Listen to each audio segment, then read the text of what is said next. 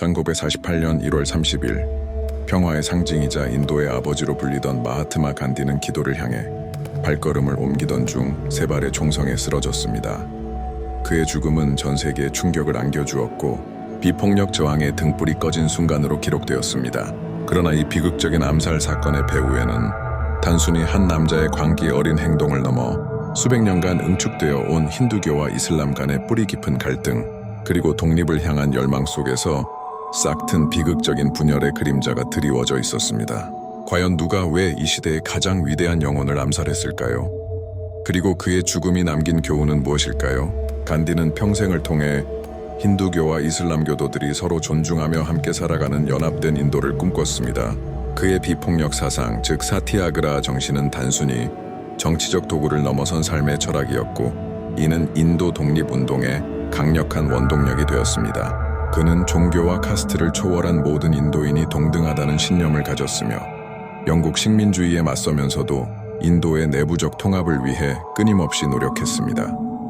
그의 이상은 고귀했으며 수많은 사람들에게 영감을 주었지만 현실은 그의 꿈과는 너무나도 달랐습니다.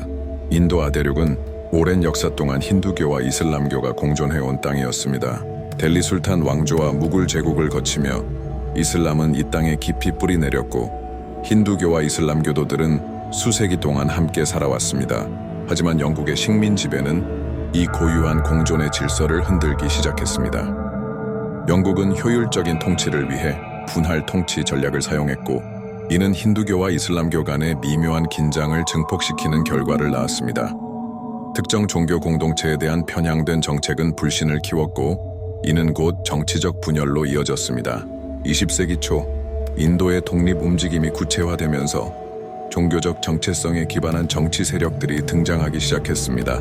힌두 민족주의를 표방하는 힌두 마하사바나 라슈트리아, 스와얌세박 상 RSS 같은 단체들은 힌두교의 우월성을 주장하며 힌두 국가 건설을 꿈꿨습니다. 반면 무슬림 리그는 무슬림 공동체의 이익을 대변하며 별도의 이슬람 국가 건설을 요구하기 시작했습니다. 이슬람교도들은 독립 이후 힌두교도가 대다수인 인도에서 자신들의 권리가 침해될 것을 우려했고, 이는 결국 파키스탄이라는 별도의 국가 건설 요구로 이어졌습니다. 간디는 이러한 분열의 움직임에 맞서 싸웠습니다. 그는 파키스탄 분할을 강력히 반대하며 이는 인도의 영혼을 찢는 행위라고 보았습니다. 하지만 정치적 상황은 간디의 이상과는 달리 흘러갔습니다. 제2차 세계대전 이후 약해진 영국은 더 이상 인도를 통치할 힘이 없었고, 급증하는 종교 간 폭력 사태는 인도를 내전의 위기로 몰아넣었습니다. 결국 영국은 인도를 분할하여 인도와 파키스탄이라는 두 개의 독립국가로 만드는 분할안을 강행했습니다. 1947년 8월 인도는 독립했지만 이는 동시에 거대한 비극의 시작이었습니다. 국경선이 그어지자마자 수백만 명의 힌두교도, 시크교도, 이슬람교도들이 서로의 땅을 떠나 새로운 국경을 넘어야 했습니다. 이 과정에서 상상조차 할 수 없는 규모의 종교 간 폭력이 발생했습니다. 여성들은 납치되고 마을은 불탔으며 수십만 명이 살해당했습니다. 간디는 이 끔찍한 비극 앞에서 깊은 절망에 빠졌습니다. 그는 폭동을 멈추기 위해 단식 투쟁을 벌였고, 직접 위험한 지역을 방문하여 평화를 호소했습니다. 그의 헌신적인 노력은 일부 지역에서 폭력을 잠재우는 데 기여했지만 그의 마음에 깊은 상처를 남겼습니다. 간디의 이러한 행동, 특히 이슬람 교도들을 포용하려는 그의 노력은 일부 극단적인 힌두 민족주의자들에게는 배신으로 비쳤습니다. 그들은 간디가 무슬림을 지나치게 옹호하며 인도를 약화시키고 힌두교의 위상을 훼손한다고 비난했습니다. 특히 파키스탄에게 할당된 재산을 넘겨주라는 간디의 단식 투쟁은 이들의 분노를 극에 달하게 했습니다. 이들은 간디가 인도를 이슬람 교도들에게 팔아넘기고 있다고 맹비난하며 그를 제거해야 한다고 주장했습니다. 암살자 나투람 고드세는 바로 이러한 극단적인 힌두 민족주의 이념에 깊이 빠져든 인물이었습니다. 그는 힌두 마하사바와 라슈트리아 스와얌세박 상위 회원이자 열렬한 민족주의자였습니다.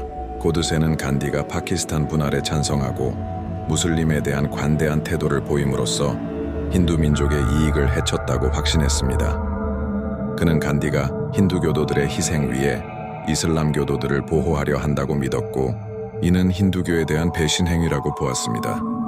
고드세에게 간디는 더 이상 인도의 아버지가 아닌 힌두 민족의 적이었습니다. 1948년 1월 30일 저녁, 델리 벌라 하우스의 기도회장으로 향하는 간디의 앞에 고드세가 나타났습니다. 고드세는 존경하는 척 간디의 발에 절하는 신용을 하며 접근했고 곧이어 숨겨둔 권총을 꺼내 간디의 가슴에 세 발을 발사했습니다. 간디는 헤이람이라는 마지막 말을 남기고 쓰러졌습니다. 평화의 화신으로 불리던 그의 생명은 그렇게 허망하게 끝이 났습니다. 고드세는 현장에서 체포되었고 이후 재판에서 자신의 행동이 힌두 민족을 위한 불가피한 선택이었다고 주장했습니다. 그는 힌두교를 배신한 간디를 처단함으로써 힌두교의 명예를 지키려 했다고 항변했지만 결국 사형을 선고받고 1949년 11월에 처형되었습니다. 간디 암살 사건은 단순히 한 개인의 죽음을 넘어 인도가 겪었던 가장 고통스러운 분열의 상징으로 남아 있습니다. 이는 평화와 비폭력을 외치던 인물이 폭력적인 극단주의에 의해 희생될 수 있음을 보여주는 비극적인 증거였습니다. 간디의 죽음은 인도 사회에 깊은 상처를 남겼지만 동시에 그의 비폭력과 관용의 메시지가 얼마나 중요하고 시대를 초월하는지를 다시금 깨닫게 했습니다. 힌두교와 이슬람교 간의 갈등은 간디의 죽음과 함께 사라지지 않았고 오늘날까지도 인도의 정치와 사회에 깊은 그림자를 드리우고 있습니다.